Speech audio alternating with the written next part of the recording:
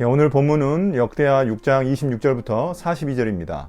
묵상 제목은 기도는 솔로몬처럼입니다. 먼저 오늘 본문은 어제 본문과 연결된 솔로몬의 기도입니다. 성경에 기도 문구가 나올 때 자세히 봐야 하는 이유는 그것이 우리가 하는 기도의 모델 역할을 하기 때문입니다. 어제 본문에서 솔로몬이 성전 안에서 드리는 기도에 대해서 설명했다면 오늘 본문은 성전 밖에서 드리는 기도들입니다. 솔로몬은 기도의 시야를 안에서부터 밖으로 확장하여서 하나님께 기도하고 있습니다. 26절부터 31절까지는 이스라엘 영토 안에서 드리는 기도이고 32절부터 39절은 이스라엘 밖에서 드리는 기도입니다.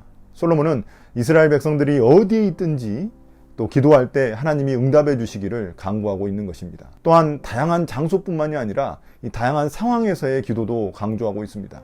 기도의 대상도 개인뿐만이 아니라 공동체, 국가, 심지어 이방인들까지도 포함하고 있습니다. 먼저 이스라엘 영토 안에서 어려움이 닥쳤을 때 하는 기도입니다. 26절부터 31절은 가뭄, 기근, 전염병, 농작물의 병충해, 재앙, 적들의 침입, 또 질병의 발생과 같은 그런 때에 성전을 향해 하나님께 기도하라는 내용입니다. 솔로몬은 우리가 죄를 지어 주님이 이런 고통을 주시면 그때 다시금 회개하고 돌이켜 주님께 기도하면 주님이 용서해 주시고 또 상황을 회복시켜 주시기를 위해 기도하고 있습니다. 그렇게 응답해 주시기만 하면 언제나 주님을 경외하며 주님의 길을 걷겠다고 다짐하고 있습니다. 한 가지 더 우리가 주목할 부분은 솔로몬이 매우 구체적으로 기도하고 있다는 것입니다. 솔로몬은 당시 일어날 법한 안 좋은 상황을 모두 고려해서 기도하고 있습니다. 그런데 주목할 점은 이런 일이 일어나지 않게 해달라고 기도한 게 아니라는 점입니다. 그런 일이 일어나더라도 그것이 자신들의 죄로 인한 것이라면 죄를 회개하고 간절히 기도하면 다시금 회복시켜달라고 강구하고 있는 것입니다. 여러분, 우리에게 이런 어려운 상황들은 어떤 게 있을까요? 지금으로 따지자면 이 사업의 실패, 또 가정의 파탄, 또 심각한 질병의 발생, 때로는 또 코로나 같은 전염병에 걸리는 것 등등 여러 가지가 있을 수 있습니다. 물론 이런 일이 우리에게 닥칠 때 이것이 모두 우리가 지은 죄의 결과인 것은 아닙니다. 그렇지만 삶의 어려움이 닥친 때에 먼저 자신을 돌아보고 하나님과의 관계를 점검하는 것은 우리에게 필수적인 일입니다. 그래서 많은 경우 이런 어려움을 통해 회개하며 하나님과의 관계가 더 깊어지기도 합니다. 신앙이 더 성숙하기도 합니다. 반대로 어떤 경우에는 하나님께 실망하고 떠나는 경우도 있게 됩니다. 믿음의 본색이 이런 어려운 상황에서 드러나는 법입니다. 32, 33절은 특이한 부분입니다. 이방인이 예루살렘에 와서 성전을 향해 기도하면 그들의 기도를 들으시고 주님을 알게 해달라고 강구하고 있습니다.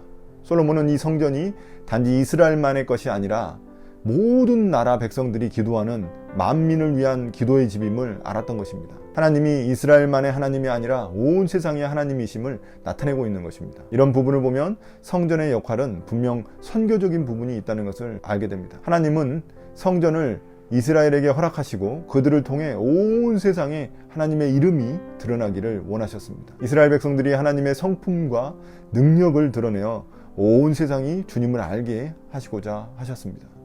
그게 바로 하나님이 이스라엘 백성들을 선택하신 이유였습니다. 여러분, 우리도 마찬가지입니다. 우리의 신앙생활은 분명 선교적이어야 합니다.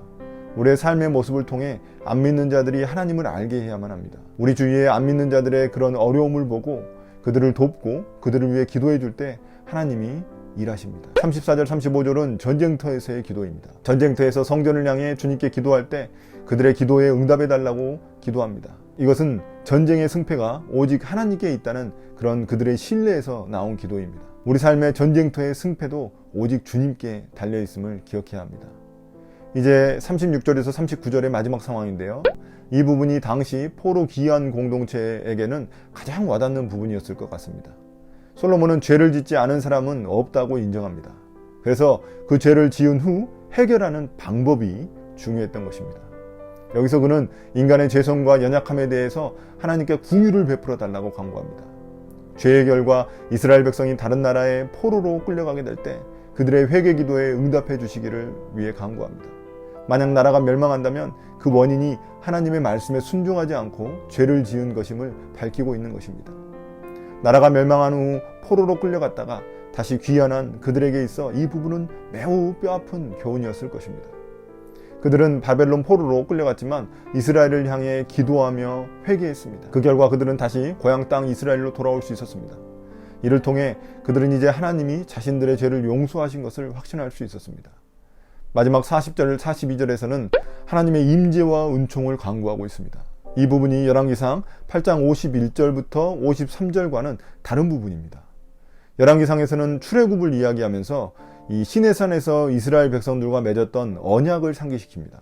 그런데 역대하에서는 다윗 언약 이야기를 합니다. 그들이 바벨론 포로에서 돌아온 것은 벌써 출애굽이 이루어진 후이기 때문에 별로 의미가 없었을 것입니다. 그래서 여기서는 특별히 다윗 언약을 언급하기 위해 시편 132편 8절부터 10절을 인용하고 있습니다. 주님께 성전이 여기 세워졌으니 이곳에 들어가셔서 거하시라고 기도합니다. 제사장들에게 구원의 옷을 입혀달라고 말하고 성도들에게는 복을 주시어 기뻐하게 해달라고 간구합니다. 또한 자신을 궁일히 여기셔서 쫓아내지 마시고 아버지 다윗에게 베푸신 은총을 자신에게도 베풀어 달라고 기도합니다. 포로기한 공동체들에게 이 솔로몬 기도의 마지막 부분은 매우 의미심장했을 것입니다. 초라한 제2성전이지만 하나님이 세우셨고 이제 하나님이 임재하시는 곳이라는 것을 확신하는 것입니다. 이를 통해 과거 솔로몬 성전의 영광이 그들에게 다시 재현될 것임을 소망하며 기대하게 만드는 것입니다. 그들에게 포로에서 돌아온 것이 하나님의 응답이고 성전이 세워진 것은 그렇다면 또 다른 시작을 의미하는 것입니다.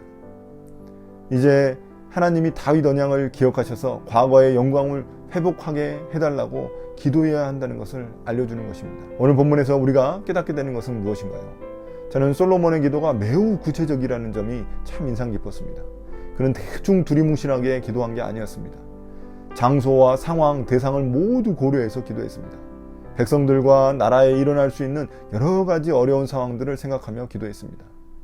그렇다고 그런 위기 상황이 아예 찾아오지 말라고 기도한 것도 아닙니다. 그 위기 상황에서 그들이 기도하면 들어주시라고 기도한 것입니다. 우리의 기도가 이렇게 되어야 하지 않을까요? 주님께 제 인생에 어떤 어려움도 없게 해주세요. 어떤 실패도 없게 해주세요. 이렇게 기도하는 것이 아니라 그런 어려움과 실패가 있을 때 반드시 주님을 찾게 해주세요.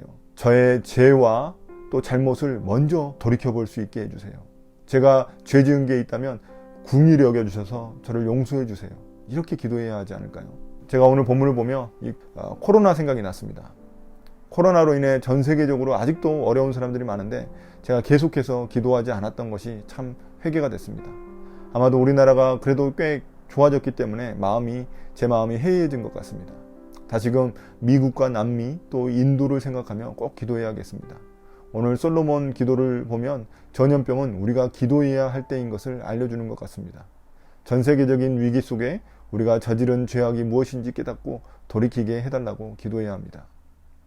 오늘 묵상을 마치겠습니다. 감사합니다.